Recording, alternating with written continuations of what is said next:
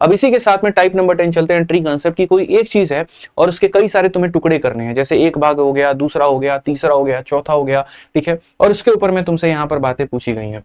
तो वो यहाँ पर क्या है, जैसे 58 नंबर क्वेश्चन देखो क्या हो गया।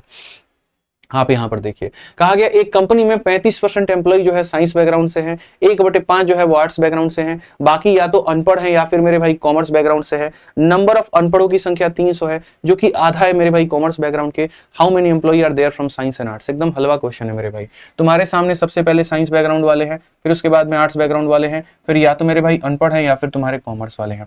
साइंस वाले कितने हैं मेरे भाई, तो 35% है। आर्ट्स वाले कितने हैं, तो 1/5 का मतलब 20% है। तो आर्ट्स वाला कितना हो गया, तो यहाँ पर इतना हो गया। 35 और 20 55 है, तो यहाँ पर ये कितना हो जाएगा, 45% मेरे भाई दोनों मिला के हो जाएंगे। ठीक है, कहा गया नंबर ऑफ इलिटरेट इज 300, अनपढ़ों की संख्या कितनी है मेरे भाई, यहाँ पर 300 है। और कहा गया which is half of commerce background, यानी अगर यहाँ पर ये 2 है तो ये कितना होगा, 1 यूनिट होगा। अब 3 का मान 45 है, 1 का मान 15 होगा, 1 का मान 15 होगा तो इस 1 का मान 15% होगा और इस 2 का मान मेरे भाई 30% होगा। सिंपल सी बात है यहाँ पे। How many employ are there in science and arts. अब मेरे भाई देखो यहाँ अनपढ़ों की संख्या जो 300 है, अब ये 300 मेरे भाई कितने परसेंट की वैल्यू है, तो 15 की है। और क्वेश्चन में कहा गया किसका पता करना है, साइंस और आर्ट्स का। साइंस आर्ट्स का मेरे भाई यानी 55 का मान पता करना है। 15 से मेरे भाई काटोगे तो सीधा 20, 55 का 1 गुना 210, यहाँ पर 110 जो होगा ये हमारा सही होगा। तो ये कोई क्वेश्चन नहीं था ढंग का मेरे भाई, बड़ा बढ़िया से आप इसको बना सकते थे और कोई दिक्कत की बात नहीं है। ठीक है, जो दिया गया था 15 का मान है, पूछा गया 55 का मान है, तो सीधा इसको बना लेते। ठीक है, इस टाइप का पहला सवाल आ गया। और चलो CHSL 2024 का क्वेश्चन देखो यहाँ पर क्या है। कहा गया कि a man spend 35% of his monthly income on food, 4/3 of the remaining on मेरे भाई income on transport, he income some other expenses but also saves इतना पर month, the latter being equal to 20% of the balance remaining just after spending food and transport, what is monthly income. Normal मेरे भाई यहाँ पर question हो गया कि एक आदमी अपने मासिक आय का 35% भोजन पे, यहाँ पर इसका मेरे भाई कुछ आय होगा, भोजन के ऊपर में मेरे भाई जो है कितना दे रहा होगा, तो 35% मेरे भाई दे रहा होगा। तो 35% मेरे भाई फूड पे दिया, 4/13 of the remaining on transport, मेरे भाई यहाँ पर कुछ पैसा बच जाता है और ये बचे हुए पैसे का मेरे भाई क्या करता है, तो 4/13 भाग जो है मेरे भाई यहाँ पर ये ट्रांसपोर्ट पे मेरे भाई देता है। ठीक है, और कहा गया मेरे भाई जो बाकी पैसा बच जाएगा, अब जैसे 13 में से देखो यहाँ पर 4/13 था ना, 13 में से 4 निकाल दो तो मेरे भाई 9/13 पार्ट। ठीक, ये ट्रांसपोर्ट पे चला गया तो मेरे भाई यहाँ पर इतना भाग बचा, तो 4/13 ऑन मेरे भाई transport, he incur some other expenses but also saves 6300 per month. मेरे भाई उसके और भी खर्चे होते हैं लेकिन लास्ट में वो इतना मेरे भाई यहाँ पर क्या करता है, मैनेज कर लेता है। जो अदर खर्चा है, the latter being equal to 20% of the balance remaining just after spending on food and transport. ठीक है, वह कुछ अन्य खर्च करता है लेकिन प्रति माह 6300 रुपया बचाता है, जो कि भोजन और परिवहन पर खर्च करने के बाद में मेरे भाई यहाँ पर भोजन पे और परिवहन पे, ये दोनों पे खर्च करने के मेरे भाई यहाँ पर बाद में शेष राशि के 20% के बराबर है। और कौन सी चीज मेरे भाई 20% के बराबर है, तो यहाँ पर ये वाला पैसा। ठीक है, जो बच जाता है उस शेष राशि का मेरे भाई यहाँ पर ये 20% है, रिमेनिंग का ये 20% है, रिमेनिंग का ये मेरे भाई यहाँ पर 20% है। ऐसे मान के चलते हैं कि इंसान के पास में 100% की इनकम है, 100% में से 35 निकाल दिया तो बचा कितना मेरे भाई, 65 बच गया। अब इस 65% का मेरे भाई 4/13, तो 65 का मेरे भाई 4/13 तुम्हारे सामने कितना होगा जरा बताना, तो बोलोगे 20%। यानी मेरे भाई अगर हम इनकम के हिसाब से देखें तो यहां ट्रांसपोर्ट में कितना खर्चा होगा, 20% होगा मेरे भाई। ट्रांसपोर्ट में कितना खर्चा होगा, तो 20% होगा। तो क्वेश्चन में कहा गया कि ये जो इंसान सेव कर रहा है अपने सारे खर्चों को, देखो यहां पढ़ लो अच्छे से, कि प्रति माह इतना बचाता है जो कि भोजन और परिवहन पर खर्च करने के बाद शेष राशि का 20% है। मेरे भाई तुमने 35 यहां खर्च कर दिया, 20 यहां खर्च कर दिया, 55 खर्च कर दिया, तो बचा कितना, 45%। यानी ये जो तुम्हारी इनकम है, इस इनकम का 45% ये पैसा तुम्हारे पास में बचा हुआ है, और इस 45% का जो 20% है वो 6300 के बराबर है। इसका मेरे भाई जो 20% है वो किसके बराबर है, तो 6300 के बराबर है। क्वेश्चन में यहाँ पर कहा गया है मासिक आय कितनी है, आप यहां निकाल लो। आप यहां कहोगे जी 9 से हमारा 5 बार में और 9 से हमारा मेरे भाई कितनी बार में, तो 7 बार में। 20 और 5 से आपका 100 चला गया, 00 लेकर के चले जाओ मेरे भाई, बात खत्म। यहाँ पे सीधा सीधा उत्तर है कौन सा ऑप्शन है, सी जो है हमारा आंसर है। नॉर्मल क्वेश्चन है भाई, कहता है इलेक्शन के क्वेश्चन कराओ, सबर करो, इलेक्शन भी आएगा, कमीशन भी आएगा, वेन डायग्राम भी आएगा, सबर करो। ठीक है, तो अभी यहाँ पर आपने देखा कि कैसे यहाँ फूड में खर्चा हुआ, जो बच गया उसका यहाँ ये कैसे निकाले, और सारी बातें ये ट्री मेथड के ऊपर में है, जो स्ट्रक्चर है पूरा पूरा ट्री के ऊपर में बन रहा है। ठीक है, चलो आ जाओ एक क्वेश्चन और ऐसा ही मेरे भाई, यहाँ पर ये वाला सवाल भी मेरे भाई देखो क्या कहा गया। As Prabhat was buying a book to gift his friend, he first paid the shopkeeper 60% of the money that he had with him. However, he immediately realized that the amount he paid was only 80% of the price of the book. So he further offered 55% of the money remaining with him to the shopkeeper and received 56 chocolate in return as exchange. ठीक है, along with the book. What is the amount left with Prabhat after he bought the book? यहाँ से लेके यहाँ तक पढ़ने में ऐसा लगेगा कि भाई साहब क्या ही हो गया हमारा, तो कितना टाइम वेस्ट हो गया। और सोचो पढ़ने में इतना हो रहा है तो बनाने में कितना होगा। ठीक है, लेकिन क्या करोगे, मेंस में इस तरह के क्वेश्चंस नहीं किए तो फायदा नहीं है। तो समय मैं तुम्हें दे रहा हूं 1 मिनट का, बना करके दिखा दो कैसे ये बनेगा, जल्दी मेरे भाई यहाँ पे। ठीक है, जल्दी बना करके दिखा दो।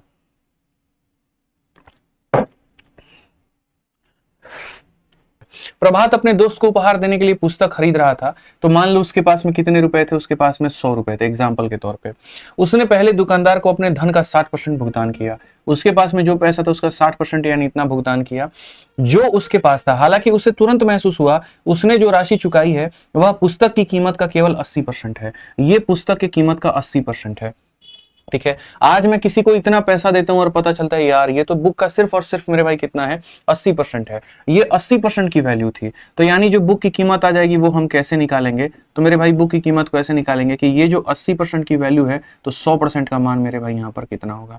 यही बात कहा गया ना कि उसे तुरंत महसूस हुआ कि उसने जो राशि चुकाई वह पुस्तक की कीमत का 80% थी। 20 से काटो 4 बार में, 20 से काटो 5 बार में, 4 से काटो 15 बार में, यानी बुक की कीमत कितनी की थी, बुक की कीमत 75 की थी। ठीक है, उसने चुकाई कितनी है, तो 60 चुकाई है। ठीक है, इसलिए दोबारा उसने अपने पास बचे 55% धन का भुगतान किया। ठीक है, अब पास में उसके पास में कितना बचा है, तो मेरे भाई यहाँ पर 40 रुपए बचा हुआ है, और इस पैसे का वो भुगतान कितना करता है, तो इस पैसे का वो 55% करता है। 40 का 55% जानते हो मेरे भाई, यहाँ पर 2/5 ऑफ 55 यानी यहाँ पर कितना हो जाएगा, 22 हो जाएगा। तो इस पैसे का मेरे भाई दोबारा भुगतान करता है, और कितना परसेंट करता है, 55%, तो ये कितना हो जाएगा, 22 रुपए मेरे भाई यहाँ पर वो और भुगतान हो जाएगा। ठीक है, तो यहाँ इसलिए दोबारा उसने इतना का भुगतान किया और बदले में किताब के साथ साथ 56 रुपए वाली चॉकलेट जो है यहाँ पर वो प्राप्त हुई। अब तक कितना यूनिट वो पे कर चुका है, 60 यूनिट यहाँ पे किए, 22 यूनिट यहाँ पे किए, 82 यूनिट उसने पे कर दिया। मेरे भाई पे कितना किया था उसने, 82 यूनिट पे किया उसने, और मेरे भाई किताब की कीमत कितनी है, 75 यूनिट है मेरे भाई। तो जो बाकी के यूनिट बच गए, 82 में से 75 निकाल दो, जो बाकी के 7 यूनिट बच गए, वो 7 यूनिट किसकी कीमत है, तो चॉकलेट की है। और इसके जगह पर उसको क्या मिलता है, तो 56 रुपए का चॉकलेट मिलता है। इसके जगह पर 56 का चॉकलेट। तो पुस्तक खरीदने के बाद प्रभात के पास कितनी धनराशि बची है, पुस्तक खरीदने के बाद मेरे भाई कितनी धनराशि बची है। अब मेरे को एक बात बताओ, ये बंदा मेरे भाई यहाँ पर जो है कितना लेकर के आया था, 100 यूनिट लेकर के आया था। ठीक है, जब वो पुस्तक खरीदने गया तो उसने कितने यूनिट मेरे भाई लगा दिए, 82 यूनिट लगा दिए। तो उसके पास में बचा कितना होगा, 18 यूनिट मेरे भाई यहाँ पर बचा होगा। सिंपल सा है। अगर ये 7 अपने आप का मेरे भाई 8 गुना होता है तब जाकर के ये 56 रुपए बनता है। तो उसी तरीके से 18 यूनिट को पैसे में जब कन्वर्ट करोगे तो 18 का 8 गुना कितना हो जाएगा, 144 हो जाएगा। और ये तुम्हारा सही उत्तर होगा, ऑप्शन नंबर ए जो है आंसर होगा। कि उसके पास में इतना पैसा था, पहले दुकानदार को उसने इतना दिया, बाद में रियलाइज हुआ 80% की वैल्यू है, तो 100% का मान 75 होगा, यानी किताब का मान 75 रुपए का था। ठीक है, फिर ये भाई थोड़ा उसको और पैसा देता है, जो पैसा इसके पास में बच गया है उसका 55% यानी 22 रुपए यहाँ पर ये देता है। तो इसने किताब के लिए 60 और 22 यानी 82 रुपए दे दिए। ठीक है, बट किताब की कीमत 75 है, तो जो बाकी पैसा बचा उसका चॉकलेट मिला। 7 यूनिट का मान 56 रुपए अपने आप का 8 गुना, तो उसके पास 18 बचा है, तो 18 का 8 गुना यानी 144 रुपए उसके पास में बचे हैं। ठीक है, बहुत प्यारे प्यारे मेरे भाई यहाँ पर ये सवाल है और ये सब आपको समझने की आवश्यकता है, सीखने की आवश्यकता है।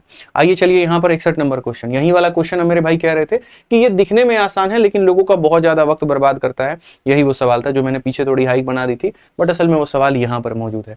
क्या कहा गया, price of a raw material has gone up by 15% and labour cost has also increase by 25% of cost of raw material to 30% of cost of raw material. By how much percentage should there be reduction in usage of raw material to keep the cost same. जैसे आज मान लीजिए क्या, जैसे मान लीजिए हमारा publication है, हम किताबों को पैक करके पूरे भारत में भेजते हैं, तो हमारी जो लेबर है ना वो इस बात पर काम नहीं करती है कि 9 घंटे के हम इतने रुपए लेंगे, नहीं, वो किताबों के यूनिट के ऊपर में काम करती है। एक किताब पर वो 1 रुपया लेती है, ऐसे मान करके चलो। ठीक है, तो पहले क्या था यहाँ पर कि मेरा लेबर एक किताब का 1 रुपया लेता था, अब मेरा लेबर एक किताब का 2 रुपया लेने लगा। ठीक है, तो जाहिर सी बात है किताबों की संख्या बढ़ेगी तो लेबर का भी कॉस्ट बढ़ेगा और मेरा टोटल खर्चा बढ़ेगा। तो मुझे यहाँ पर कितनी किताब रखनी होगी या किताबों की संख्या में कितनी कमी करनी होगी कि मेरा खर्चा पहले के बराबर में आ जाए। ठीक है, मेरे भाई यहाँ पर क्या होता है, किताबों की संख्या भी बढ़ गई, लेबर का किराया भी बढ़ गया, तो टोटल कॉस्ट बढ़ गया। बट मेरे पास में कॉस्ट उतना बढ़ाने का क्षमता नहीं है, मुझे उतना ही कॉस्ट रखना है जितना पहले था। इसके लिए मुझे किताबों की संख्या को कम करना होगा। जैसे मैं उसकी संख्या को कम करूंगा तो लेबर जो पैसा लेती है वो तो किताबों की संख्या पर लेती है, तो जैसे किताबों की संख्या कम होगी तो लेबर का भी पैसा कम होगा, तो टोटल कॉस्ट भी कम होगा और मैं बराबर आ पाऊंगा। इसलिए हमेशा इसकी लाइन में ये कहा जाता है कि भाई how much percent should the reduction in usage of raw material, तो रॉ मटेरियल को कम करो, लेबर कॉस्ट कम हो जाएगा और टोटल कॉस्ट डायरेक्टली यहां पर कम हो जाएगा। तो अगर हम यहां देखें तो मेरे भाई यहां पर क्या होता था, रॉ मटेरियल का ये खर्चा था और ये मेरे भाई लेबर का खर्चा था, और इसको मिलाकर के हमारा क्या बनता था, तो टोटल बनता था। तो पहले यहां पर केस नंबर 1 क्या था और बाद में केस नंबर मेरे भाई 2 क्या था। कहा गया the price of raw material has gone up by 15%, raw material की कीमत 15% से बढ़ गई, तो 100 की कीमत मेरे भाई 115 हो चुकी है। और लेबर पहले 25% लेता था रॉ मटेरियल का, वो 30% लेने लगा। पहले इसका 25% यानी 25 रुपया लेता था, तो टोटल खर्चा 125 का आता था कि 100 का सामान 25 का लेबर, इतना मेरे भाई खर्चा आ जाएगा। अब कहा गया इसकी कीमत बढ़ गई है, इतना हो गया है, और अब लेबर इसका 30% लेगी। इसका 30% कितना होगा पता है, 115 का 3 गुना मेरे भाई 345, यानी इतना रुपया लेबर लेगी। तो अब जो खर्चा आ गया वो मेरे भाई यहाँ पर कितना आ गया, तो बोलोगे सर 14, ठीक है 149.5, यहाँ 149 हमारे सामने आ गया सर, ठीक है कितना आ गया 149 आ गया। तो जो खर्चा मेरे इतना था, अब वो खर्चा मेरा इतना बढ़ गया, तो मैं इसको कम करके यहाँ ले जाना चाहता हूँ।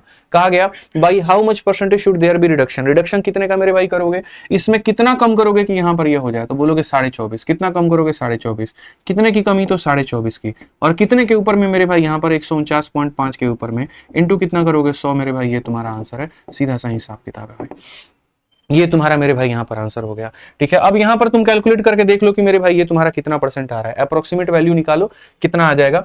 अगर तुम यहाँ काटोगे 5 से 4 बार, 5 से 9 बार, और 5 से तुम्हारा 2 बार में 9 बार में, और उसके बाद में मेरे भाई फिर वापस यहाँ पर 9 बार में, लगभग यहाँ पर ये 300 है और यहाँ पर ये मानो 50 है, 1/6, 1/6 मतलब कितना हो गया तुम्हारे सामने, लगभग यहाँ पर बता दो, ऑप्शन नंबर 1 के करीब में आएगा, 1/6 16 के करीब में होता है।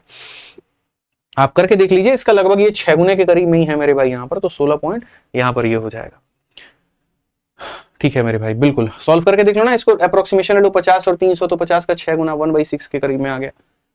ठीक है, बाकी तुम सॉल्व करके देखो कितना परसेंट आ रहा है। 4900 को 299 से भाग करना, 16 पॉइंट समथिंग आ रहा है, क्या आ रहा है। ठीक है, 4900 को आप भाग करके देख लो 299 से अपने मोबाइल में, कैलकुलेटर में भी। ठीक है, चलिए बहुत बढ़िया मेरे भाई, आगे बढ़े।